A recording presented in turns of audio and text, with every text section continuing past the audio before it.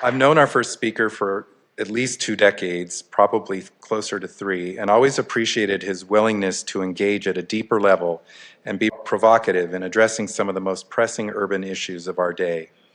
As an architect and urbanist, Gerhard W has 25 years of experience on a wide variety of project types over 4 continents, with valuable lessons learned from working within broad-ranging cultural environments. A skilled writer and advocate for the built environment, he is deeply interested in a type of paradigm shift that would lead towards a more walkable, multimodal, equitable, sustainable, and high-quality future for urban living. In his professional life, Gerhard is used to leading large complex projects within which he delights in connecting urban planning, landscape, and building design to create truly holistic value for specific settings and locations. Part of his advocacy has revolved around urban change through a variety of organizations he's helped found or been a part of, in fact, serving as former chair of AIA Los Angeles' Urban Design Committee. Today he's going to share with us his thoughts on how, at the scale of the city, within higher density urbanized settings like we find here in West Hollywood, how we can identify and apply creative urban design solutions and strategies to enhance health and well-being. So please help me welcome Gerhard W.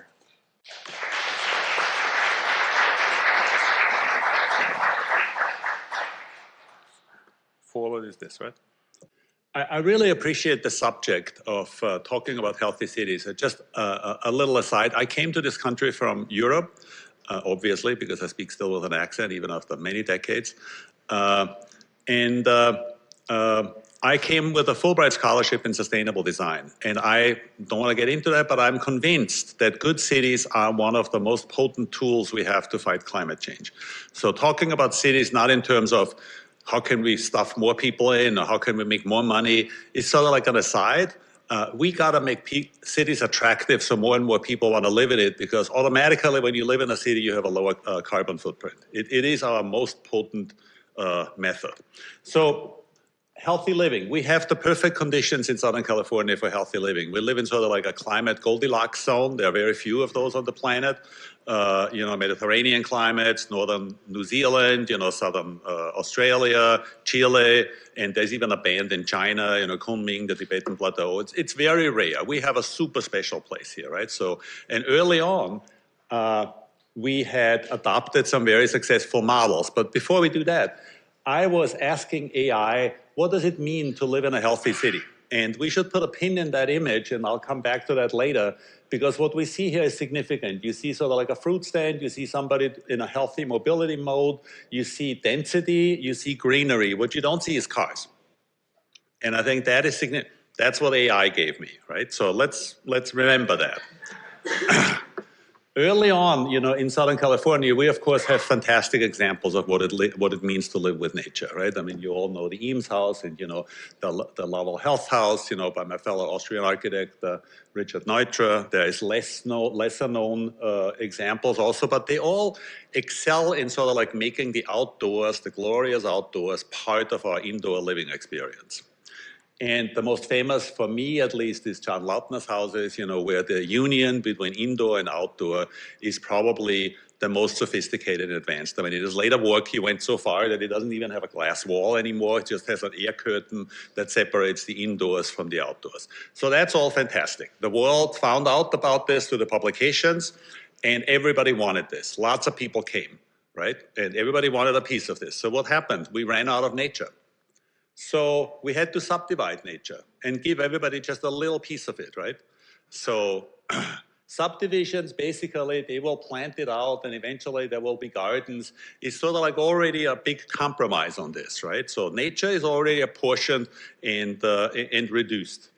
And of course, that had a lot of healthy, unhealthy consequences, right? We all know about the congestion that we are enduring here. We know about the housing shortage that we are enduring. And then we said, okay, we need to build up. And cities like West Hollywood built up and actually gave us multifamily living. Now, when you look at this from the air, think how well do these apartments relate to nature? You know, when you think about these little tiny corridors, alleys between the gaps between buildings, that's the only nature you got to relate to when you live in those apartments, right? That's not a whole lot anymore, considering we have such a glorious place to start with. Of course, we love our single-family homes in Southern California, so LA has found the solution, they say. It's called the ADU, and that works great if you have a 10,000 square foot lot in Hancock Park, you know, and you build a little ADU in the back and life is good. On the west side, where I used to live, not so great, because people build out all the open space and eventually there's no more greenery left, right? And when all of us do this, isn't this what it's gonna look like in the end? So is this really an example? And you know, you hear this from the mayor in LA, and LA is an example for everything bad on earth, apparently. But you hear them talking about tiny houses and about micro lots and micro units and all this nonsense, right? Is this really what we should be aspiring to here in a place that is as glorious as it gets on earth, right? It's not good enough, in my opinion, right? And if you build up, you know, eventually it starts looking like that. This is not AI. This is a real neighborhood in Dubai. And if you go with the Tobin James houses or whatever they're called on the west side, you know, if you build them everywhere, very soon it's going to look like that. Not aspirational, I would say. Car industry is totally on board with this, right? They have for decades told us that, hey, we make the cars self-driving, you can live in them, they become mobile living rooms, you know, you can enjoy life. Well, this group of people doesn't look like it's enjoying life. I mean, they're like moderately medicated or otherwise bored. But of course, then the car industry says, this is an actual Honda design study. You know, you dock into one of those buildings and that becomes your house and then you enjoy it. And so you live a mobile life all the time revolving around this vehicle that you have. The vehicle becomes the center of your existence, right? And then they show you, this, right? This is always, car industry always tries to entice us with telling us what it looks like if we're alone in the world, right? They shut down the PCH at 4 o'clock in the morning and light it up like it's afternoon sun, and then they have an SUV driving down there, and it's the only thing on earth, right? Well, if everybody does it, it's not so good, because try the 405, you know, at the same time on an afternoon somewhere. And this is like, as a residential arrangement, you know, it's a dream for some, maybe if you are in Yellowstone, but 11 million people in Los Angeles, right, if they all do it, we're back to this. So at this point, I just wanted to honor Leon Krier. If you don't know him, his brother was my first teacher. He is a fantastic person, a fantastic polemicist, a fantastic critic of our modern city building. He made lots of sketches like that. He sort of like separates the city life and the suburban life. And this is one of my favorite sketches, where the suburbs shoot cars, you know, into the city and damage everything in the process. If you haven't heard about him, he is worth looking up. He's a gentleman, but he's really a genius, you know, who just passed a week ago. But we are building, we have realized we need to build up. So when we build up in our suburban framework, what building typologies can we work with, right? We like the bungalow court, nobody builds that anymore, there's not enough money to be made. Early on, we built dingbats. They were sort of great as long as they stayed 2 stories or no taller, but then eventually got taller, stucco parks. There's a couple of double duplexes in Venice and in Santa Monica. But the last thing, the podium building, is what the economics call for these days. So when you build one of those podium buildings, right, the apartments look out on the side, and what do they look into? This is an actual luxury development in downtown LA. This is Vibiana, Carmel Partners, next to the old cathedral. 10 feet, everybody gets 5 feet, mandatory setback. Is that a luxury quality living, you know, if you're down there in this apartment? This is your living room and your bedroom, and that's the only thing you'll ever see. You have absolutely no more access to any nature at all. And we accept this. This is a building standard that would not be accepted in most of the world, and we call that quality housing. This is luxury development. I think it's a scandal. It's a national scandal that we're calling this. So in the US, since we are thinking about cities as basically suburbs that just have grown up, right? We're thinking that cities just get taller, but otherwise nothing much changes. Internationally, that's not true. There are 2 distinct and very separate methods for constructing villages and cities. There's the open building method, which is sort of like everything is separated from each other by space. This is the suburbia. And then there is the closed building method. And the closed building method generates completely different environments. Let me show you. These are examples, obviously, from Germany, because we don't have examples here of closed building fabric that are easily usable. So this is open buildings. Every building is separated from each other. Closed building method doesn't look that much different at low densities. The buildings still are sort of like looking the same. They just all touch each other. Now, when you go a little denser with that, right, in the open building method, the only way you can pack more people in is making the objects bigger. So you come up with these behemoths that everybody is scared of in their neighborhood, right? You have like 700 apartments in there, 2,000 car parking spaces usually. So if you want to go to work, you suddenly have to deal with 2,000 other people on the road. I mean, of course everybody is against that in their neighborhood, right? But the closed building method generates the cities we like to vacation in. There's no need to aggregate lots. There's no need to put it all together. They make completely different buildings, completely different environments. Now, in a metropolitan scale, this is the end product, right? This is what many people, the YIMBYs, you know, still dream about. Towers everywhere, but look at the amount of land that is wasted. Versus in the closed building method, you can generate cities that are actually quite nice looking and approach sort of like what a healthy city should look like. This is Vallastaden in southern Sweden, Linköping, so like in Gothenburg and Stockholm, there's a lake there. This is an actual city that got built.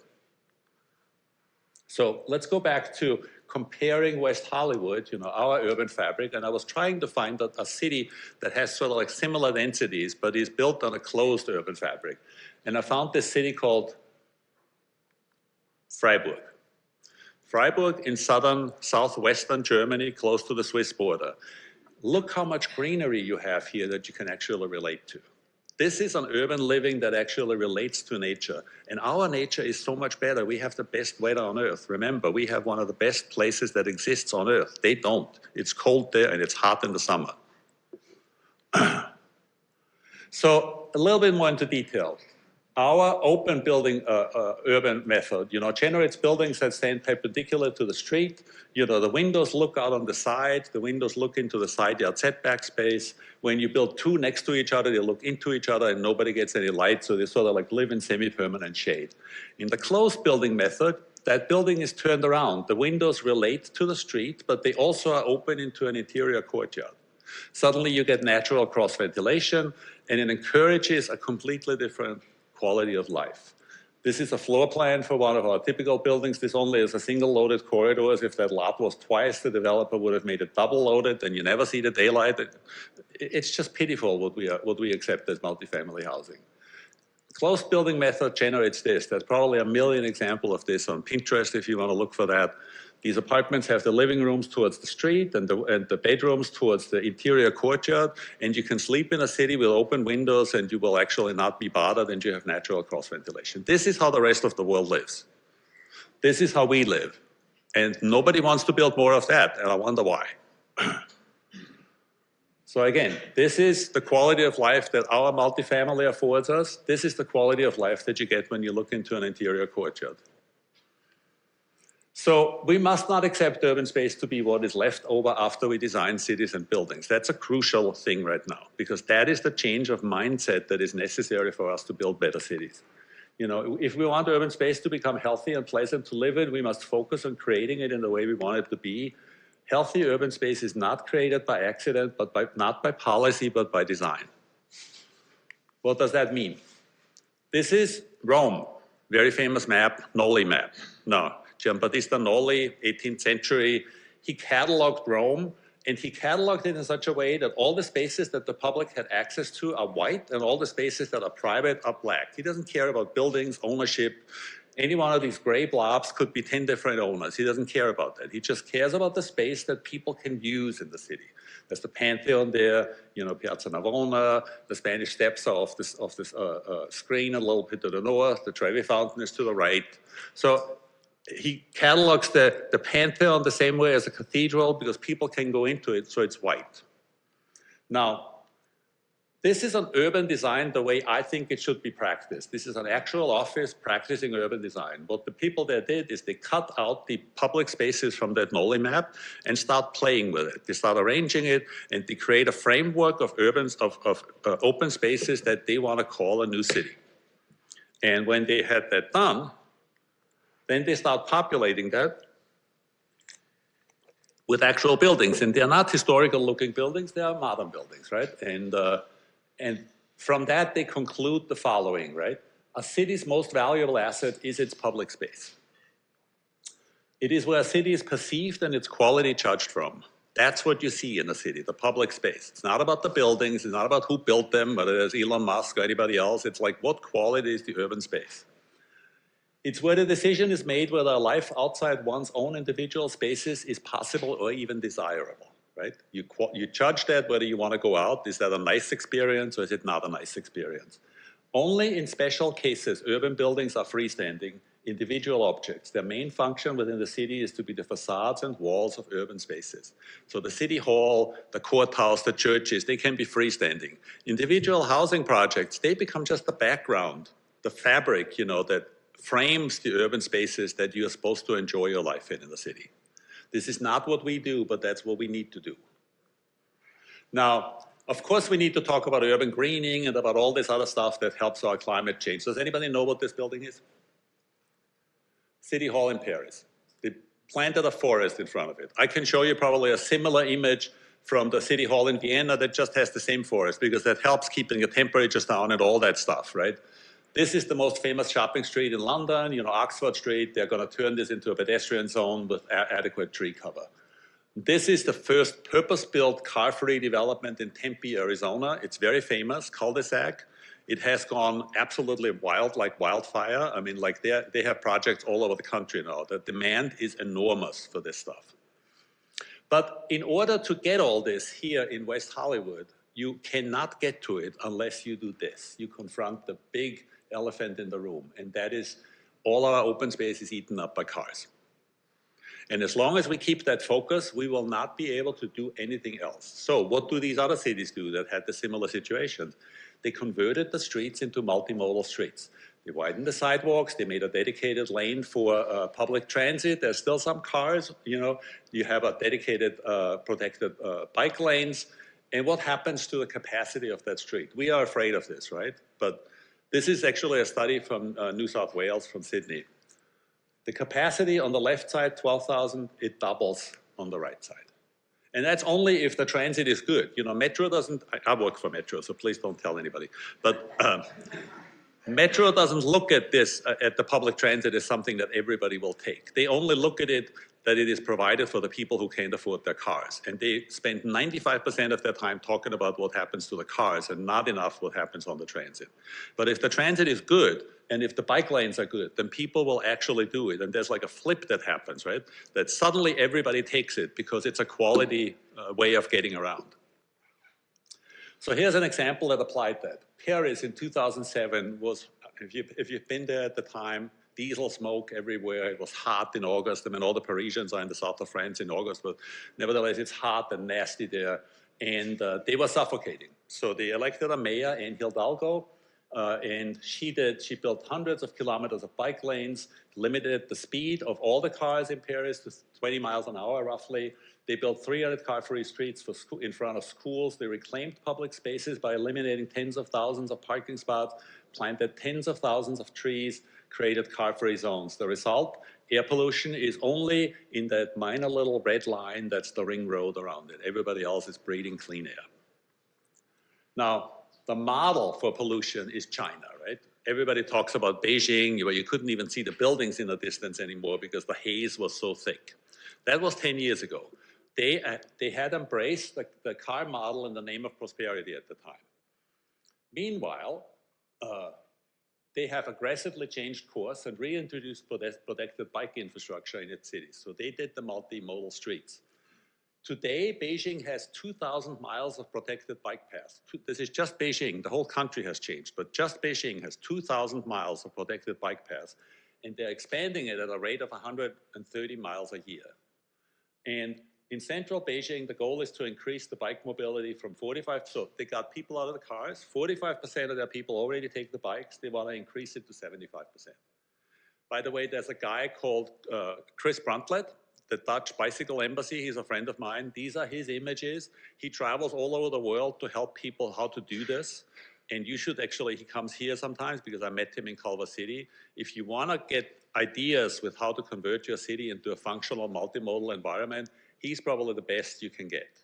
And he does this all over the world. He's actually from Vancouver, but he moved to Netherlands and is happy that he moved. This is what Beijing looks like today. Now imagine that that could be LA, right? I mean, imagine we could have corridors like that, where we actually have every mode accommodated and we can once again have better air too. Now, if you want to transition towards healthier cities, those are my rules. Shrink the amount of space used for transportation. Don't increase it. People ask for more space for cars. Shrink it. Make the mobility space more efficient. Encourage intermodal mobility. Design the public space as a conscious effort. Do not accept that public space is the leftover space between buildings. Public space is the thing that you should shape first. Buildings come after. Increase the amount of usable open space. Increase the number of available building typologies. Use the full transect. You know, there's something called the missing middle buildings. Daniel Parolek, Opticos in Berkeley, is the guy who created that. He's also the architect of that cul-de-sac project. He, again, is available for consultation if you need somebody to help you understand what you could do here. He's a great guy. And he is not European, so he doesn't speak with an accent. He's from Nebraska, so he's safe. Reform codes, eliminate setbacks, allow single-stair buildings. These are all efforts that are underway in the country right now in various cities. I mean, Texas, for instance, made single-stair buildings legal in the whole state just recently. California is still kicking and screaming against that, but we'll get there. Transition from open building method to closed building method. It gives you a lot more effectiveness in building taller cities. You don't need to build them that tall. Paris, mostly 6, 7 stories, twice as dense as New York City. Barcelona, twice as dense as Paris. No high rises. Maybe 1 or 2 stick out somewhere because there's some guy who had to build it, but it's not the general building method. So let's go back to that now. That's the image that we initially saw. So let's see how various places around the world, you know, have done in that effort. So this is a slide from Poland. I tried to pick countries that are not the ones that we usually see in the magazines, right? So, because everybody knows about Barcelona and Paris and London and all. I tried to find obscure countries because there is a whole effort around the world to reinvent our cities. And we are not part of it, but we need to become part of it. It's 5 minutes? Okay. So this is downtown Luxembourg, you know, this was a clogged street, you know, now they have this. This is a transportation corridor in Freiburg. So see how they can happily coexist. There's no fence between the train and the people, and there's lots of bikes, and there's even some cars. This is your residential cul-de-sac in Freiburg. So this is an area where you can actually let your kids play and not have to worry about them running away. Downtowns can start looking like this. This is what infill buildings look like. Infill buildings for us is always the entire block, and then we built like 700 apartments. Infill buildings, when you build closed urban fabric, just means a single building with 5 apartments. And there shouldn't be a huge hassle about doing that. Now, there's a wayfinding aspect to this. This is city Pontevedra. You know, when you have old cities, it's easy to say, hey, let's meet at the cathedral. Pontevedra, maybe 15 years ago, they elected a mayor who decided to eliminate all cars in the city. And he put this map out. This is a walking map, distances between points of interest. He is the most re-elected mayor in Spain right now. He's on his 6th term, and the city has become desirable again. People are moving back there.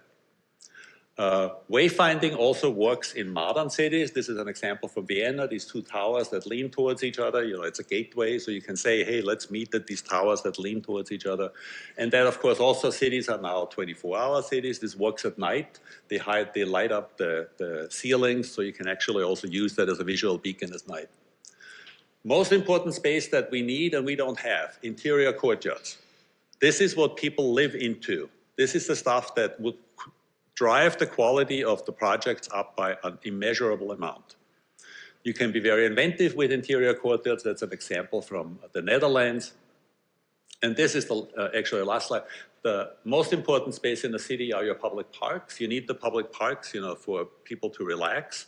When you build them, make sure that you give them an edge. We build public parks that are open to the street, which means they just become glorified traffic islands, because nobody would let their kids loose or their dog loose next, you know, within the first 50 feet next to a street, because they run out and die. They all have edges, right? These parks have edges and hard fences and difficult to get into. You know, even the most famous park in America, Central Park, has a wall all around it. All parks in Europe, in London, Paris, they all have fences, and they close the gates actually at night. So, a couple of sayings from Jan Gehl, the most important urbanist probably in the last couple of decades. We're building cities as if people don't matter. A good city is like a good party. People stay longer than really necessary because they're enjoying themselves. And the last thing is, if you design a city for cars, it fails for everyone, including drivers. And boy, do we have stories to tell about that. But if you design a city for people, it works for everyone, including drivers. And I had a slide in here. I have created one initiative called the Livable Communities Initiative, which is a method to build cities like this that is actually quite popular at the moment. You know, in many cities in Southern California, look that up. And there's a bunch of trips that I have organized. I started the housing trip, you know, social housing to Vienna, the initial trip. There's a couple of other trips that, you know, I have organized. I mean, they're a little difficult now because philanthropy is not very generous right now. But let me know if you're interested in any of these.